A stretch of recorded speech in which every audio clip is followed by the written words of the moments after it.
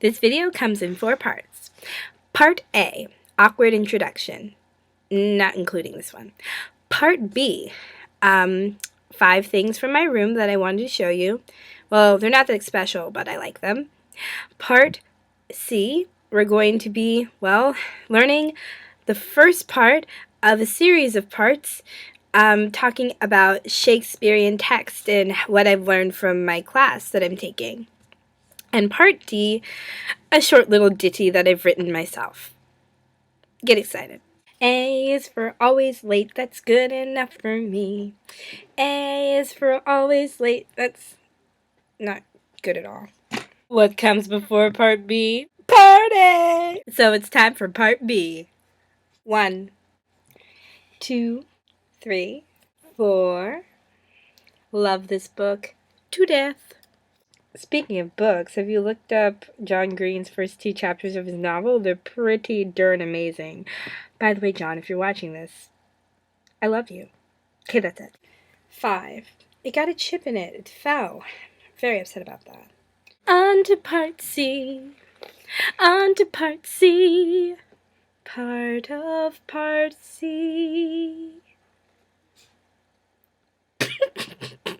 I don't know.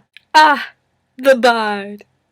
Okay, so let's talk about some Shakespeare. I will be wearing these glasses and this beret every time I talk about Shakespeare because I can't do it in class, so I'm going to do it now.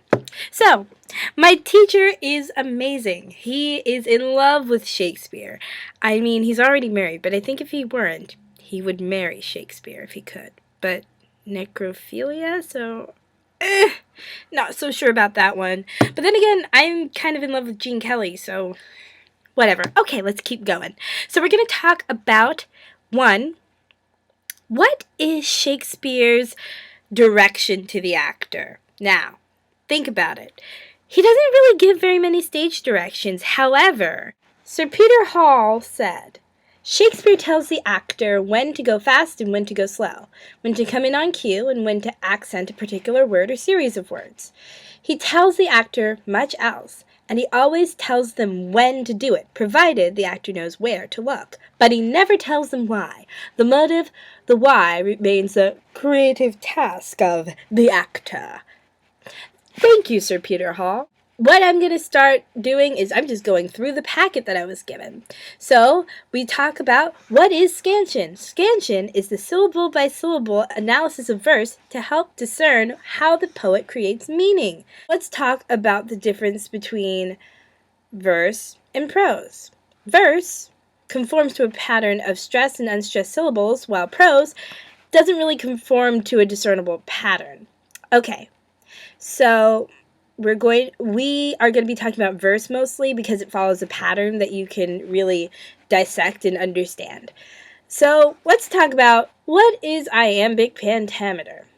Iambic. Well, it's 10 beats to the verse line. Let's go over a very famous line, the opening of The Merchant of Venice. In sooth, I know not why I am so sad. It wearies me. You say it wearies you. Ready? In sooth, I know not why I am so sad. It wearies me, you say, it wearies you. There we go. Each line is broken up into something called feet. It's a 10-syllable line. You're going to have 5 feet. Each foot consists of 2 syllables, so you can have different types of feet. The first type is called an iambic foot. Unstressed, stressed. I am. Okay? So, in sooth, I know not why I am so sad. That's all iambic feet. The opposite of an iambic foot is a trochaic foot. There we go. So, it is, instead of unstressed, stressed, it's just unstressed. Trochee. Stressed, stressed. Spotty is unstressed, unstressed. Pyrrhic, it's very small because Pyrrhic.